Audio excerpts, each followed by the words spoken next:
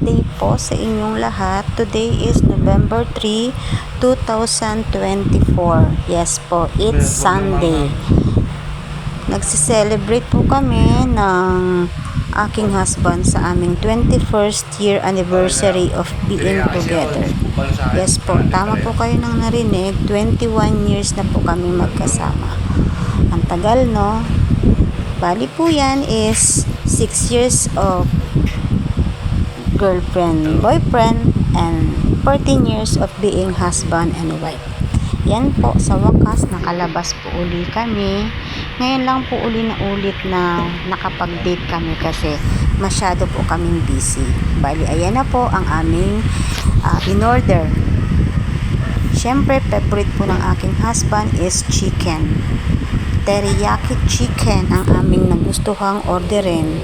Yan po, samahan niyo po kaming kumain dalawa.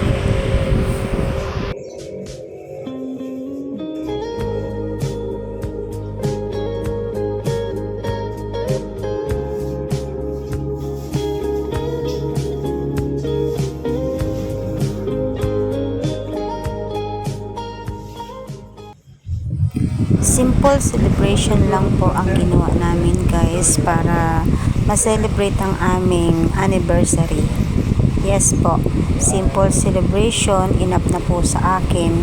Basta kasama ko po siya.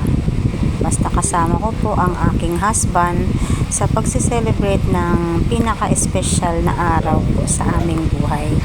Yes, guys. Sweet, diba?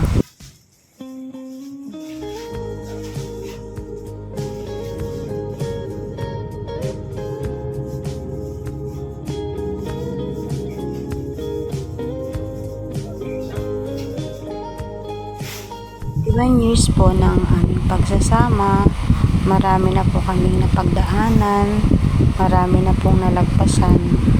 Hanggang ngayon, sa tulong po ng Diyos, nananatili po kaming magkasama, matatag at matibay.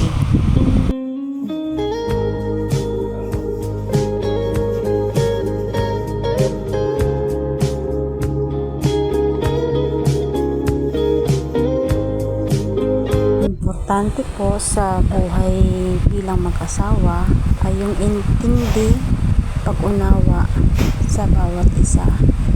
Wala naman pong perpektong pagsasama as long as na nagkakaintindihan kayong dalawa. Handa kayong umunawa sa kahinaan at kalakasan ng bawat isa.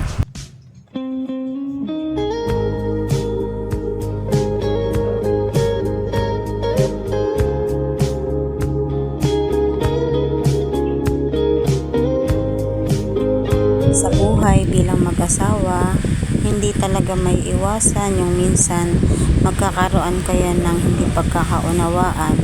Pero ang importante ay inyong pinag-uusapan. Hindi kayo papayag na lumipas ang gabi na hindi kayo nagkakaintindihan. Kasi kailangan po yun na pag-usapan po bilang mag-asawa.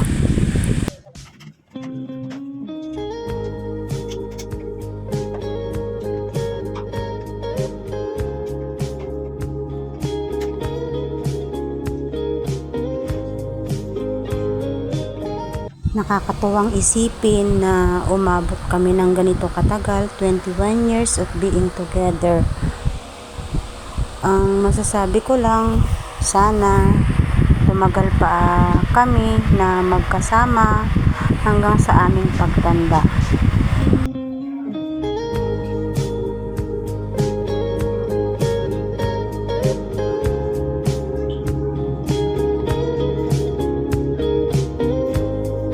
Guys, simpleng celebration lang talaga.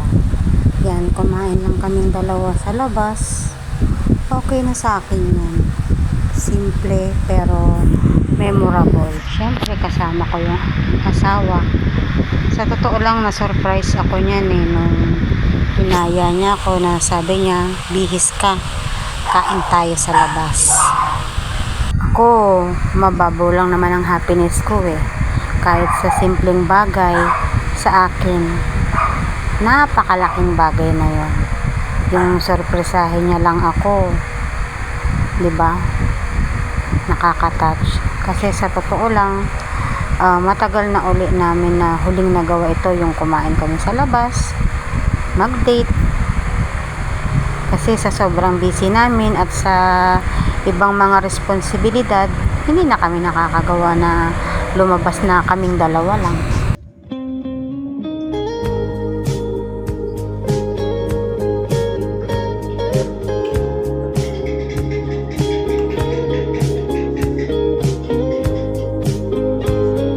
Kaya thank you mahal kasi nakalabas tayo.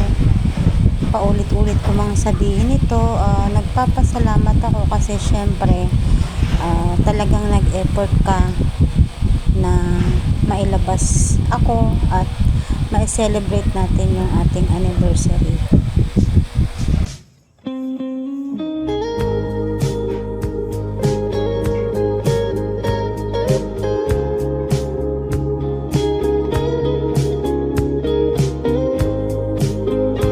Ang sekreto lang po ng pagsasama bilang mag-asawa ay yung talagang tatak lang po ng loob, mahabang pangunawa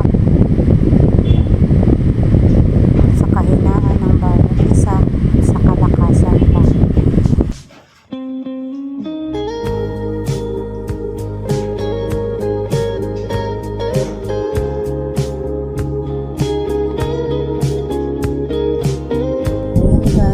Salamat at sinamahan nyo kami at salamat sa panonood sa aming simpleng celebration sa aming anniversary. Wala na po akong ibang masabi kundi thank you mahal sa surprise mo. Talagang natouch ako.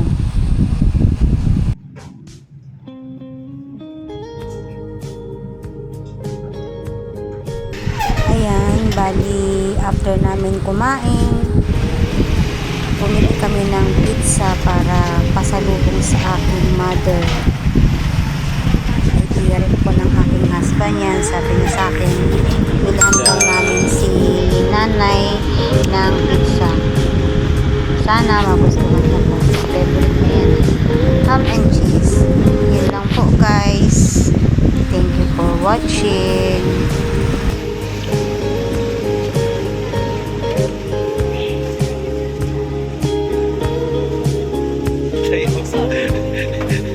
Ito lang pala yung video ako dapat.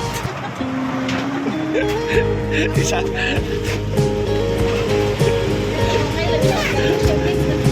Alam ko dalawa eh.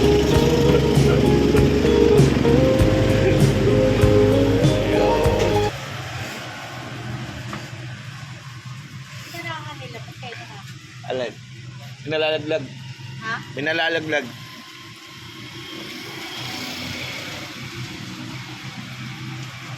Diyan yung ano, yung may napagsakan yun. Doon yun. Yung bato po. Ayun. May inaano nila yung nabagsakan sa... O, dyan nga yun. Ano, bagsakan din yung asawa? Yung pulis. Ay. Na... Parang nakuan dito. Na... Parang... Buti di naputol yung daliri. Nabugbog. Ay, nabugbog. Nadurog. Durog yung tatlong daliri. Yung asawa naman niya, nahimatay kasi natamaan dito pag ganun na bato na... Narinig yung pinag-uusapan nila. Thank you, ma.